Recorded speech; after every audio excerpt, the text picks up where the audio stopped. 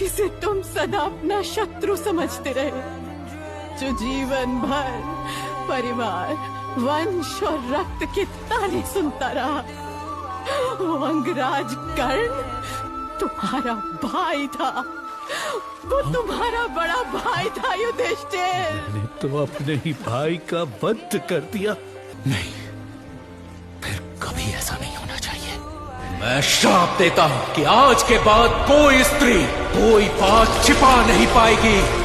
તમે પણ આ વાક્ય ક્યાંક સાંભળ્યું જ હશે કે સ્ત્રીઓ જે છે એ સિક્રેટ્સ નથી રાખી શકતી, પણ શું ખરેખર આ મહાભારતમાં ક્યાંય લખેલું છે?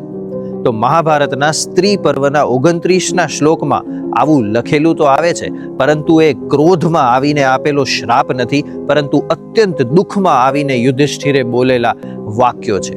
પરંતુ મને એવું લાગે છે કે કોઈ વસ્તુને સિક્રેટ રાખવી કે નહીં એ એક વ્યક્તિગત બાબત છે, ના કે સ્ત્રી પુરુષની વાત છે. તમને આના વિશે શું લાગે છે એ કમેન્ટમાં જરૂરથી જણાવજો.